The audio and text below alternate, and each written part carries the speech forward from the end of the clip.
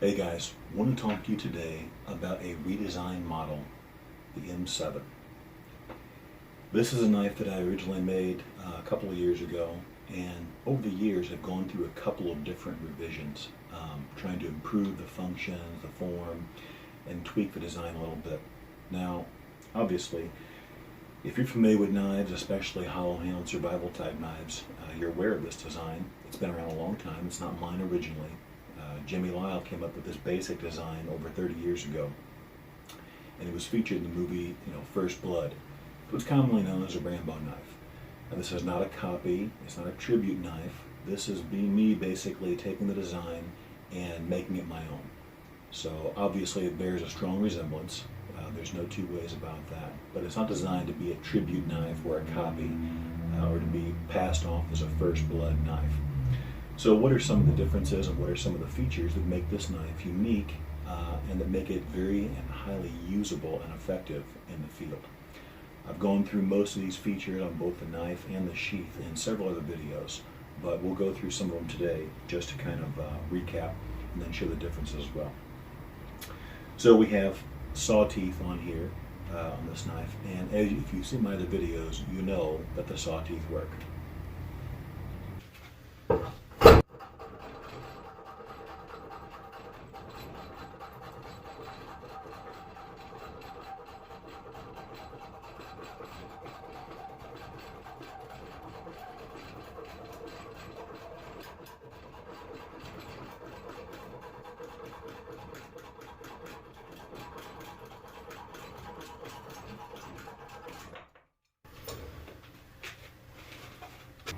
So you can see we cut through a 2x4 in about 24, 25 seconds, something like that, but it was well under 30 seconds.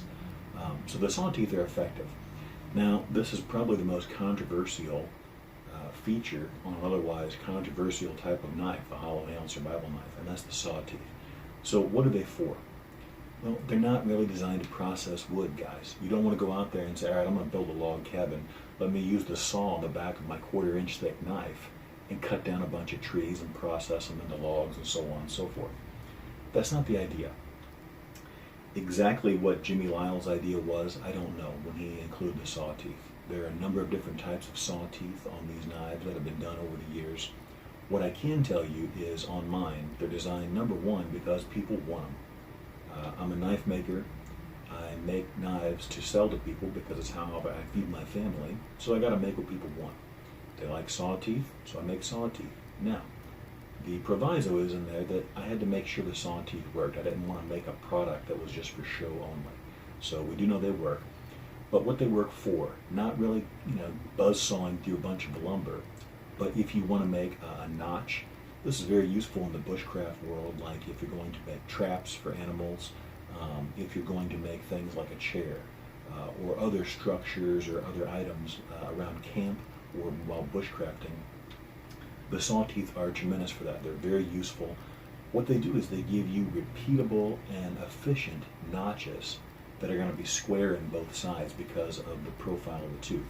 If you had to carve those square notches, it can certainly be done with a knife, but it's much more time consuming than just a few quick passes with the saw teeth. So they're very effective for that. Another thing they're very effective for is they make dust. If you saw in that video, there's sawdust flying, and that can be collected and it makes great tinder dust. So they do serve a valuable function. Now, whether or not that's going to be what you need or want or desire on your knife, that's up to you to decide. But they're there. I offer them. People like them, and they do work to a degree. So that's kind of where we're at with the saw teeth. Now, some of the differences, the First Blood knife, or the Slide 2, the various models, some of them had the screwdriver guard. Well, that wasn't really practical for me and wasn't very comfortable in my opinion. So this has a fully radiused asymmetrical guard with lashing holes on top. It's radiused and smoothed all the way around, and it's a little bit smaller. There are no sharp edges or 90-degree corners on there that are going to dig into your hand while you're using the knife.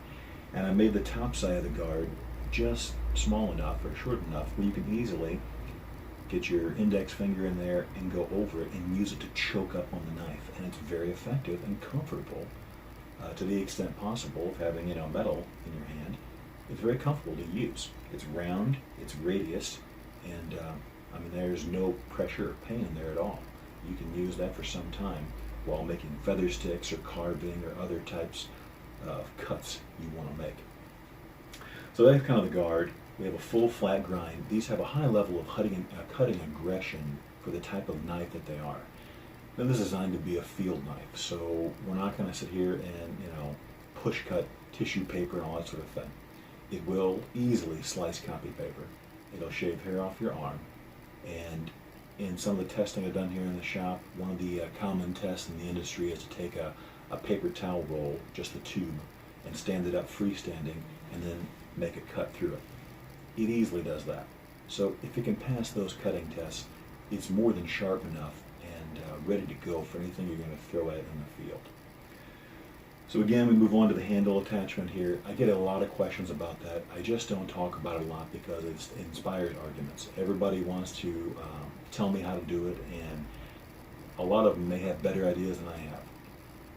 But I got to go with what I know works and what I can do repeatedly and consistently here in the shop to make these knives. Otherwise, it doesn't really work. So let's just suffice it to say they're in there very solidly. There's epoxy, they're pinned. It's not coming out. You will break the blade off in some catastrophic fashion before you get the blade out. So beyond that, if you look at my other videos, I do pull-ups on these things. They get batoned and beat on abusively. The blade is in there. But we have a stainless steel handle, cord ring here to trap and capture the cord so that it can't come unspooled on you.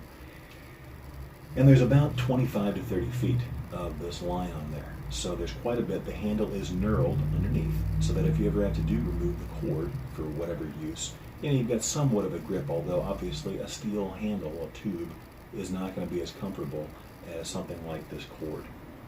But it's there. Down here we have the butt cap.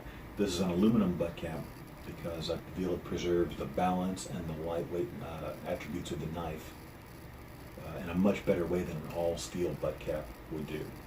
However, we do have a steel plate on here so that if you ever have to, strike or pound something, you have that capability, and it won't, damage or gouge the aluminum because you got a stainless steel plate that's permanently fixed on there. It is not going anywhere.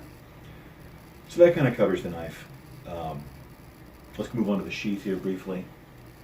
Again, this is very similar to a lot of my other knives. We have the shock cord holding that on, so when you let go, it pulls that out of the way. Now you won't cut it whenever you draw the knife. These are going to have a stiff draw, guys. I don't put it quite as stiff on the larger knives because they've got more mass to hold them in place. But they have a stiff draw because over time that tends to weaken up.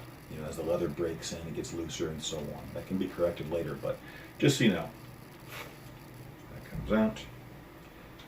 We have the lift the dot snap on here so you can take this on and off your belt without having to take everything off or open up your belt. And the reason being for this, you put this on your belt, we have it on a D-ring. This goes around your leg to lock it down. So now it pivots when you're wearing the knife and let's say you kneel down or you're squatting in camp to, do whatever it is, add wood to the fire, draw something, cut something. This moves instead of just sticking you in the ribs like it would if it didn't swivel on that point. Then we have the tin here for whatever you want to put in there, survival supplies, so on and so forth. We have the PSK knife. This has the optional MOA system. The M7 is part of the MOA family that stands for Make It Out Alive, and that comes with some features that are designed to make it a survival knife system, not just a hollow handled knife. So this particular one on the MOA system, we have the PSK knife, or Personal Survival Kit, Personal Survival Knife. You pull that shock cord open or off the lead there so that it can't come out on its own accidentally. You pull this out. Now you have a little blade here that is fully radiused for comfort. These little knives are very comfortable for a 3-finger knife. For making finer cuts, they're ground very thin for precision cutting. And also the spine is left square for striking your fire steel. And just so I'm not remiss, need to remind people, whenever you use the fire steel, it's not in here right now, it's over on the counter. But whenever you put the fire steel that threads into the butt cap and comes with all of my knives, what you don't want to do is just hold the butt cap. If you do that and strike the fire steel, you will probably snap it right off. Those ferrocerium rods are very brittle and they can't take that kind of lateral stress and pressure. So you need to hold the butt cap like this and support the rod with your index finger. Then strike from your index finger forward, and I have gotten literally hundreds, if not thousands, of strikes out of many of these rods without them ever breaking. So just some, excuse me, just something to keep in mind when using the ferrocerium rod. You have just a hair under, or right at 3 inches of usable space in here. You got to remember, whenever you calculate the space inside of here, there's the space up until where the butt cap screws in. So these have just a touch under 3 inches of usable space. And of course it is waterproof, crush proof, so on. So just to briefly cover, why do people buy these knives? I get a lot of questions. These things cost so much money, and that's true, they're not cheap. You're buying precision, quality craftsmanship, and premium materials. That's not cheap, guys. You go through a lot of consumables, a lot of materials, a lot of tools just to make these things.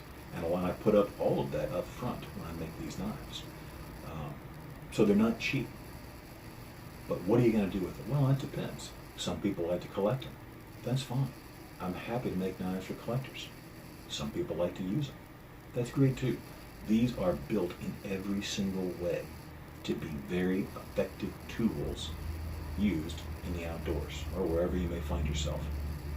Everything on here is designed to work. Even down to the grind and the edge that I put on here. I put an aggressive cutting edge. They have a convex grind on here so that they have a lot of strength backing up a very thin and aggressive edge. They're made to be used. So that's what they're made for.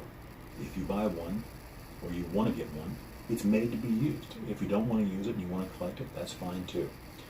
But that's one of the things I get a lot of is, what are these for? And that's it. Are these designed to be your everyday use tools? Well, probably not. These are more geared towards survival tools. But the primary knives themselves are designed in every which way made to be used. Now, this is a good example. Like this PSK knife, this is not designed to be used on a constant basis because it's going to be a pain in the neck. Taking and putting it in this little sheath and sliding that, that cord on there, snapping it, and so on and so forth. The same thing with the ferrocerium rod. That's designed to be your backup gear. It's a last ditch option. But the knife itself, the sheath, these things aren't super heavy. This weighs under a pound. I got to double check the weight, but I think when I weighed it, I wasn't sure if I had the steel-plated butt cap on there. It was like 14 or 15 ounces. So obviously a 7 3/4 inch long blade isn't going to be a fantastic chopper, but it's a great compromise in a working knife. Now, if you don't like hollow-handled and round-handled knives, that's fine. You don't have to buy one. But some people do, and that's why I work so hard to make these options effective and usable for them. So, just want to say thank you to everybody that supports me and allows me to feed my family and do what I enjoy doing.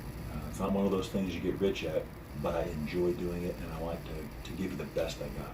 So, if you have one of my knives, I hope you use it and enjoy it. And if you're interested in getting one, let me know, and I'll be happy to work with you and get you what you need. Thank you.